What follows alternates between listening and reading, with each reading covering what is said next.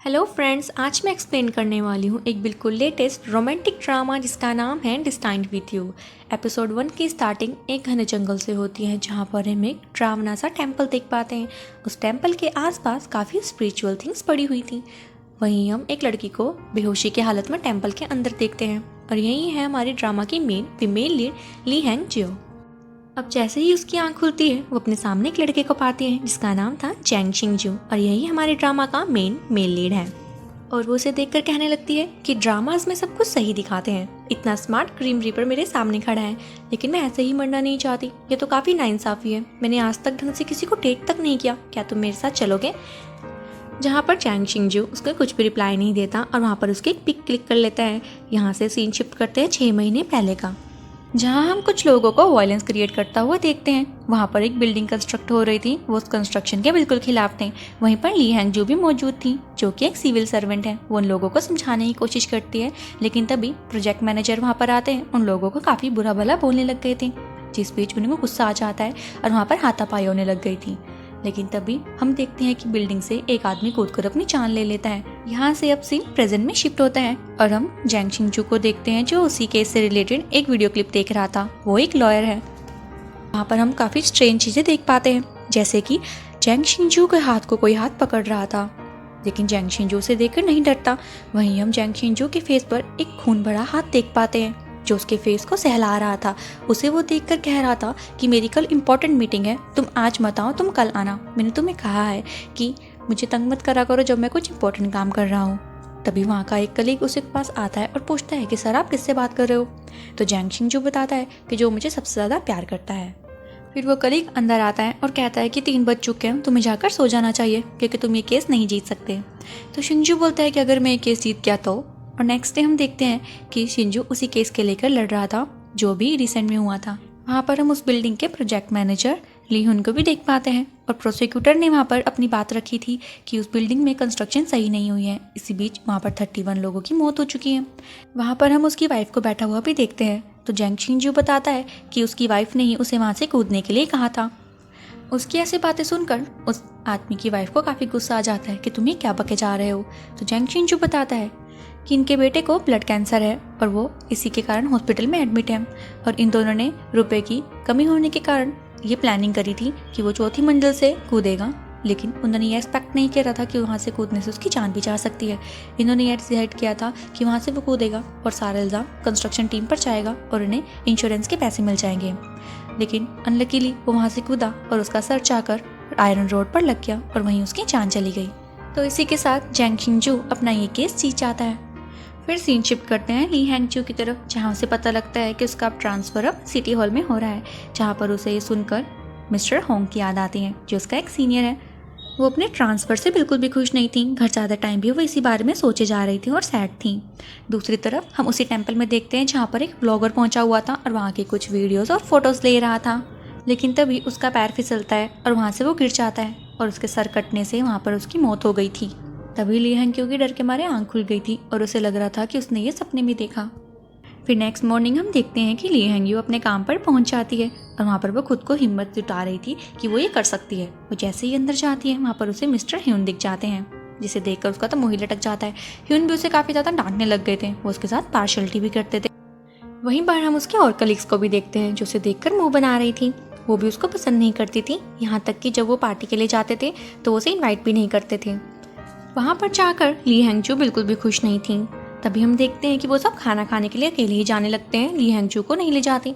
ली हैंगजू side में बैठकर अपना खाना खा रही थी। वहीं पर एंट्री होती है हमारे ड्रामा के सेकंड मेन लीड जे जियोंग की, जो एक सिविल सर्वेंट है। जब ली हैंगजू उसे देखती है वो उससे नजरें ही नहीं हटा पा रही थी। जे जियोंग जब ये नोटिस करता है तो ली हैंग अपना मुँह छुपा लेती है। दूसरी तरफ हम जैंग शिंगजू को देखते हैं जिसके पास वही हाथ दोबारा से उसके गाल को सहलाने लगता है, लेकिन इस बार उसकी तबीयत खराब होने लगी थी। फिर हम ली हैंग को देखते हैं जो वही न्यूज़ पढ़ रही थी जहाँ पर उस ब्लॉगर की डेथ के बारे में लिखा हुआ था, जिसे पढ़कर वो काफ़ी हैरान होती है कि वो सपना नहीं था।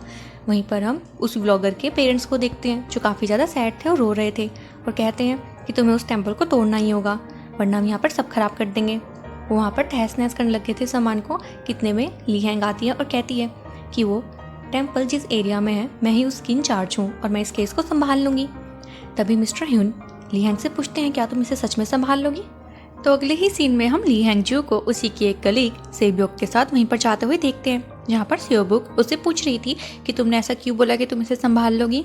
तो ली हैंग बोलती है कि किसी न किसी को तो इसके बारे में सोचना ही होगा ना। जब वो वहाँ पर पहुँचते हैं तो सेब्योक उसके साथ जाने से मना कर देती है और कहती है तुम यहीं से अकेले चले जाओ। तो ली हैंग को अकेले ही जाना पड़ता है। जब वो वहाँ पर पहुँचती है, वहाँ की कुछ वो फ़ोटोज़ लेने लग जाती हैं। फ़ोटोज़ क्लिक करते करते वो अंदर चली गई थी, जहाँ पर उसे एक मूर्ति दिखाई देती है। उस मूर्ति की आंखों से खून भरे आंसू निकल रहे थे, जो उसे काफ़ी स्ट्रेंज लगता है। वो उसकी भी फ़ोटो क्लिक करती है। फिर वहीं पर वो और अंदर जाने लगती हैं। वहाँ पर किसी चीज़ की आवाज़ सुनकर वो बेहोश हो जाती है। और ये वही सीन है जो हमें इस एपिसोड की स्टार्टिंग में दिखाया गया है। वहाँ पर उसे जंग शिनजू दिखता है, जिसे देखकर उसकी तारीफ़ कर रही थी और कहती है कि मैं ऐसे ही नहीं मरना चाहती, तुम मुझे अपने साथ ले चलो। जहाँ पर जैंगशिन उसकी कुछ नहीं सुनता और ना ही कोई रिप्लाई करता है। वो उसकी फ़ोटो क्लिक करके वहाँ से चला गया था। और जब ली हैंग को सच में ढंग से होश आने लगता है, वो अपने सामने सेब्योक को पाती है और डर जाती है। सेब्योक उससे पूछती है कि तुम यहाँ पर ऐसे बेहोश क्यों लेटी हुई हो, तुम्हें क्या हुआ था। वो कुछ भी नहीं कहती। सेब्योक को जब वहाँ से आवाज़ आती है, वो डर के मारे वहाँ से भाग जाती है। वापस हम जैंग शिनजू को देखते हैं, जो कि एक फ्यूनरल पर आ रखा था। वो उसी के भाई का फ्यूनरल था। लोग उसे देखकर बातें बना रहे थे कि इसे छोड़कर बाकी सारे भाई इसके मर चुके हैं। वो अपने डैड के पास जाकर बैठता है, जहाँ पर उसके डैड गुस्सा कर रहे थे कि तुम्हें एक काम दिया था, तुमसे वो भी नहीं हुआ। वो उसको उसी टेम्पल के बारे में बोल रहे थे कि तुम्हें उसकी देखभाल करने के लिए कहा था, जिस पर जैंग शिनजू बोलता है कि मैंने ये काम किम सोंग बॉन्ग को दिया था, उससे ये काम हुआ ही नहीं। वो नहीं ये भी कहता है कि मेरे पास बिल्कुल भी टाइम नहीं है, मैं तो अपने घर पर भी नहीं जा पाता अपने काम के कारण। वहीं पर उसके ग्रैंडपा बैठे हुए थे, जो उसे देखकर कहते हैं कि शिनजू ये काम कर लेगा, तुम टेंशन मत लो। फिर वो जैंग शिनजू को ड्रिंक सर्व करने के लिए बोलते हैं। शिनजू जैसे ही वो ड्रिंक की बोतल उठाता है, उसका लेफ्ट हैंड पैरालाइज सा हो गया था, वो काम ही नहीं कर पा रहा था। वो वहाँ से बहाना बनाकर निकलता है। बाहर जाते वक्त भी जब वो फ़ोन यूज़ करने लगता है, उसके हाथ से वो फ़ोन भी गिर गया था। फिर वहाँ पर एक लेडी आती है, वो उसे उसका फ़ोन देकर वहाँ से चली गई थी। सीन शिफ्ट करते हैं ली हैंग जो की तरफ, जो मिस्टर ह्यून को उसी टेम्पल की रिपोर्ट देते हुए बताती है कि हम उस टेम्पल को नहीं तोड़ सकते, वो काफ़ी मुश्किल होगा क्योंकि वो एक प्राइवेट प्रॉपर्टी है और ना ही मुझे उस ओनर के बारे में पता लगा है, ना मुझे उसका नंबर मिल पाया है। जिस पर मिस्टर ह्यून उसे बोलते हैं कि जाओ ढूंढो किसकी वो प्रॉपर्टी है, और जब तक वो डिटेल्स नहीं मिल जाती वापस यहाँ पर अपना मुँह मत दिखाना।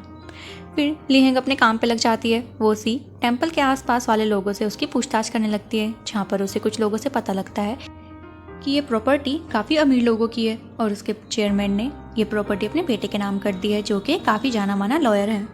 और वो जैंग शिनजू की ही बात कर रहे थे। वहीं हम जैंग शिनजू को डॉक्टर के साथ देखते हैं। उसकी डॉक्टर के साथ आज अपॉइंटमेंट थी।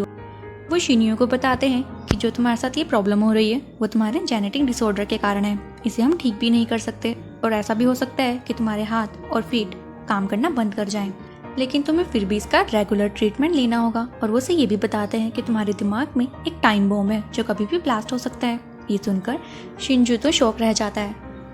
फिर हम ली हैंग को देखते हैं, जो शिनजू से मिलने के लिए उसके ऑफिस में जा रही थी और वो लिफ्ट में होती है और जैसे ही पीछे मुड़कर देखती है, शिनजू ठीक उसके पीछे ही खड़ा हुआ था। वो उसे देखते ही पहचान लेती है कि ये वही टेम्पल वाला लड़का है और बोलती है कि तुम ग्रीन रिपर हो ना, वही जो मुझे पहले भी मिल चुके हो, तुम मुझे यहाँ तक लेने आ गए, तुम मेरा पीछा कर रहे हो क्या, तुम्हें वहीं पर ही मुझे ले जा लेना चाहिए था। जिस पर शिनजू हैरान होता है कि ये बोले क्या जा रही है। और वो उसे ये भी कहता है कि मैं तुम्हारा पीछा नहीं कर रहा हूँ, मैं तुमसे पहले इस लिफ्ट में मौजूद था, तुम यहाँ पर आई हो। तब ली हैंग उसे देखकर बोलती है कि क्या तुम इंसान हो। शिनजू बोलता है मेरा रास्ता छोड़ो, और वो वहाँ से निकल गया था। फिर हैंगजू से कुछ नहीं कहती और रिसेप्शनिस्ट के पास जाती है और उससे शिनजू के बारे में पूछती है। तो वो उसे बताती है कि जिसके साथ आप अभी लिफ्ट से बाहर आए हो वही शिनजू है। ये सुनकर ली हैंग थोड़ा हैरान होती है कि यही है वो लोहर जिससे मैं मिलने के लिए आई हूँ। फिर क्या था, वो उसके ऑफिस में पहुँच गई थी, जहाँ वो उससे कहती है कि मैं सिटी हॉल से आई हूँ, मुझे तुमसे कुछ इंपॉर्टेंट बात करनी है। और वो उससे ये भी पूछ लेती है कि हम पहले मिल चुके हैं ना उसी टेम्पल में, उसी भूतिया टेम्पल में, लेकिन तुमने मेरी वहाँ पर जान क्यों नहीं बचाई थी, मुझे वहाँ पर तुम अकेला छोड़कर चले गए। जिस पर जैंग शिनजू बोलता है तुम मेरी प्राइवेट प्रॉपर्टी पे बिना पूछे घुस गई थी, तो मैं तुम्हारी हेल्प क्यों करता। तो ली हैंग बोलती है कि मैं वहाँ पर ऐसे ही नहीं गई थी, मुझे उसके खिलाफ कुछ रिपोर्ट्स मिली थी, मैं वहाँ पर चेकिंग के लिए गई थी और तुम्हें वो जगह तोड़नी होगी क्योंकि वो सेफ नहीं है। जिस पर जैंग शिनजू बोलता है कि मैं ऐसा क्यों करूँगा, मैं तुम्हारे कहने से ऐसा क्यों करूँ। तो ली हैंग बोलती है वहाँ पर काफ़ी लोगों की डेथ हो रही है। शिनजू बोलता है कि मैंने उन लोगों को वहाँ पर जाने के लिए नहीं कहा था, उल्टा मैं तुम्हारे ऊपर ही केस कर दूंगा क्योंकि तुम मेरी प्राइवेट प्रॉपर्टी में घुसी थी और तुमने उस प्रॉपर्टी को एज अ पार्क यूज़ किया।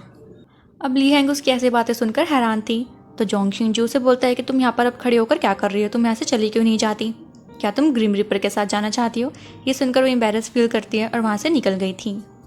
जब वो ऑफिस की तरफ जा रही थी उसे वहाँ पर कुछ लोग प्रोटेस्ट करते हुए दिखते हैं। वहीं पर फिर जैक योंग भी आता है। एक आदमी उसके पास जाने लगा था, लेकिन तभी ली हैंग जो उसके सामने आती है और वो आदमी ली हैंग के ऊपर ही पानी फेंक देता है, जिसके बाद वो आदमी तो सुन रह गया था कि उसने ये क्या कर दिया। तभी जैक योंग ली हैंग की तरफ देखता है और ली हैंग वहाँ पर ब्लश करने लग गई थी। उसके बाद वो मिस्टर ह्यून के पास जाती है और वहाँ की सारी रिपोर्ट देती है और कहती है कि उस प्रॉपर्टी का मालिक काफ़ी ज़्यादा ज़िद्दी है, वो उसे तोड़ने के लिए मान ही नहीं रहा है। तो मिस्टर ह्यून काफ़ी गुस्सा करके ली हैंग को बोलते हैं कि जब तक वो काम नहीं हो जाता तब तक यहाँ पर मत आना। सीन शिफ्ट करते हैं चैंग शिंजू की तरफ, जहाँ वो एक लड़के के साथ बैठा हुआ था जिसका नाम है यूना और वो हमारे ड्रामा की सेकंड फीमेल लीड है और वो शिंजू की गर्लफ्रेंड भी है। वहाँ पर वो उससे नाराज़ थी क्योंकि शिंजू से काफ़ी टाइम से नहीं मिल रहा था। शिंजू उसका रीज़न बताता है कि उसके भाई का फ्यूनरल था और वो अपने काम में काफ़ी बिजी था। यूना उससे नाराज़ थी क्योंकि वो अपने काम के कारण उससे बहुत कम मिल पाता था। वापस हम ली हैंग जो को देखते हैं जो उन्हीं लोगों से और डिटेल्स लेने लगती है। वो लोगों से ये बताते हैं कि वहाँ पर जो शमन रहती थी वो आजकल हॉस्पिटल में है, शायद तुम्हें इसके बारे में मिस्टर शीन से पता लग जाएगा। फिर सीन शिफ्ट करते हैं शिंजू की तरफ, जहाँ वो सपने में उसी भूतिया घर को देख रहा था। उसको लेकर काफ़ी बुरे सपने आ रहे थे जिसके कारण वो सो भी नहीं पाता। शिंजू बिना देरी करते हुए शिन के ऑफिस में फिर से पहुंच जाती है, जहाँ पर शिंजू जब उसे देखता है तो कहता है तुम फिर से यहाँ पर आ गई, तुम कितनी ही कोशिश कर लो मैं उसे तोड़ने के लिए तुम्हें हाँ कभी भी नहीं कहूँगा। तो ली हैंग बोलती है मैं उसके बारे में बात नहीं करने आई हूँ, मुझे बस उस शमन के बारे में बता दो कि वो किस हॉस्पिटल में है। जिस पर चैंग शिंजू बोलता है तुम्हें उससे मिलकर कोई भी फायदा नहीं होने वाला। तो ली हैंग बोलती है कि अगर वो शमन एक बार भी मना कर देगी कि वो प्रॉपर्टी नहीं तोड़नी है तो मैं कुछ भी नहीं कहूँगी। जिस पर शिंजू बोलता है कि तुम अपनी जॉब को इतना रिस्क में क्यों डाल रही हो कि उस प्रॉपर्टी के पीछे पड़ी हुई हो। ली हैंग बोलती है कि मैं जब इस केस को सॉल्व कर लूँगी ना, मेरे साथ के कलीग और मेरे सीनियर मुझसे खुश हो जाएंगे क्योंकि अभी तक वो मुझसे ढंग से बात नहीं करते हैं, मुझे एक नंबर का निकम्मा समझते हैं। और वो इससे ये भी बताती है कि मैं आउटकास्ट हूँ ना, इसलिए वो मुझसे बात नहीं करते, मेरे साथ डिनर पर भी नहीं जाते। ये सब बातें सुनकर शिंजू चुप हो जाता है और वो ली हैंग को उस हॉस्पिटल का एड्रेस भी दे देते हैं। फिर ली हैंग जरा सी भी देर नहीं लगाती, वो उस शमन से मिलने के लिए वहाँ पहुँच गई थी। उस शमन का नाम योनवॉल है। वो जैसे ही उसके सामने जाती है वो उसे देखकर स्माइल करने लग जाती है और वो उसे सारी बात क्लियर करती है। फिर वो वहाँ पर चैंग शिंजू को कॉल करके बताती है कि उस शमन ने उसको तोड़ने की परमिशन दे दी है। ये सुनकर शिंजू काफ़ी हैरान होता है कि ऐसा कैसे हो सकता है। फिर ली हैंग बोलती है मुझे पता ही था तुम यही कहोगे, इसलिए मैंने रिकॉर्डिंग भी कर ली है। तो जब शिंजू उस वीडियो क्लिप को देखता है उसमें शमन साफ कह रही थी कि हाँ मैंने परमिशन दे दी है उस टेम्पल को तोड़ने की। शिंजू ये सुनकर काफ़ी हैरान हो गया था और वो गाड़ी निकालता है और उसी शमन के पास पहुंच जाता है और वो शमन से कहता है कि आप ऐसा कैसे कर सकती है, वो एक स्ट्रेंजर है, आपने मुझे तो वहाँ पर जाने से बिल्कुल मना कर दिया था, तो आप उसे तोड़ने की इजाज़त कैसे दे सकती है। जिस पर शमन उसे बताती है कि तुमने उस रेड हैंड वाले के मालिक को मार दिया था, वो आएगा, कर्मा वापस आएगा, तुम काफ़ी बुरी सिचुएशन से गुजरने वाले हो, लेकिन वो दर्द और श्राप कम हो सकता है क्योंकि उस वुडन बॉक्स का मालिक आ गया है। जैंग शिंजू ये सुनकर काफ़ी हैरान होता है। दूसरी तरफ हम ली हैंग को देखते हैं जो काफ़ी खुश थी और उसी टेम्पल की तरफ जा रही थी। वहाँ जैसे ही वो पहुँचती है शिंजू वहाँ पहले से ही मौजूद था। वो ली हैंग की तरफ ही काफ़ी प्यार से देख रहा था। ली हैंग सोचती है इसे क्या हो गया। वो जैसे ही शिंजू उसके पास जाने लगता है ली हैंग शर्माने लग जाती है, लेकिन शिंजू उसे क्रॉस करके कुछ पुजारियों के पास गया था और वो वहाँ पर उसी भूतिया घर के सामने पूजा कराने लगता है। तो ली हैंग वहाँ पर खड़े होकर उन्हें देख रही थी और उनकी कुछ फ़ोटोज़ भी क्लिक कर लेती है। उसके बाद वो वापस अपने ऑफिस में आ जाती है जहाँ वो काफ़ी खुश थी और अपने वहीं पर बैठे हुए एक कलीग से बाकी कलीग्स के बारे में पूछ रही थी। तो वो कहता है कि वो तो काफ़ी पहले यहाँ से चले गए और हम देखते हैं कि वो सभी बैठकर डिनर कर रहे थे और काफ़ी ज़्यादा इंजॉय करते हैं। तभी उन्हें ली हैंग की कॉल आती है जो उनसे पूछ रही थी कि वो सब कहाँ हैं। तो सेब भी झूठ बोल देती है कि हम ना अलग अलग हैं, लेकिन तभी उसे पीछे से ह्यून की आवाज़ आ जाती है और उसे पता लग जाता है कि वो झूठ कह रही है। इससे वो काफ़ी ज़्यादा हर्ट होती है और वो फ़ोन कट कर देती है। वहीं हम जैंग शिंजू को देखते हैं जो उसी टेम्पल के पास खड़ा हुआ था और उसे तुड़वा रहा था। वहीं पर खुदाई करते टाइम उन्हें एक बॉक्स मिलता है जहाँ पर शिंजू को उसी शमन की बात याद आती है और यहाँ पे हमें फ्लैशबैक का सीन दिखाते हैं जहाँ पर उसने शमन से पूछ लिया था कि उस बॉक्स का मालिक कौन है और उस शमन ने जवाब दिया था कि जिस लड़की के बारे में तुम सोच रहे हो। फिर अब सीन प्रेजेंट में आता है जहाँ पर शिंजू उस बॉक्स को लेकर निकल गया था। दूसरी तरफ हम ली हैंग को देखते हैं जो अपने ऑफिस से बाहर निकलती है। उसे वहाँ पर अपने सारे कलीग्स दिख जाते हैं। वो उनकी नज़रों से छुप रही थी। उन्हें इतना एंजॉय करते देख उसे काफ़ी बुरा लगता है और वो वहीं पर बैठकर रोने लग जाती है। तभी उसे पीछे से आवाज़ आती है कि क्या तुम रो रही हो? और जैसे ही वो पीछे मुड़कर देखती है वहाँ पर चैंग शिंगजू पहुँच गया था। वो उसे बोलता है कि तुम क्या चाहते हो, मैं यहाँ पर रुकूँ या फिर चला जाऊँ? तो ली हैंग उसे रोते हुए बोलती है कि मैं चाहती हूँ तुम यहाँ से चले जाओ। लेकिन तभी जैंग शिंगजू उसकी तरफ हाथ बढ़ाता है और वो कहता है कि मैं तुम्हें यहाँ से ले जाने के लिए आया हूँ। तो ली हैंग उसकी तरफ देखती रह जाती है और यहीं पर हमारा पहला एपिसोड खत्म हो जाता है। सो फ्रेंड्स, मुझे तो ये ड्रामा काफ़ी इंटरेस्टिंग लग रहा है। आप अपने रिव्यू कमेंट में दे सकते हैं। मिलते हैं इस ड्रामा के नेक्स्ट एपिसोड के साथ। Till then take care, good bye.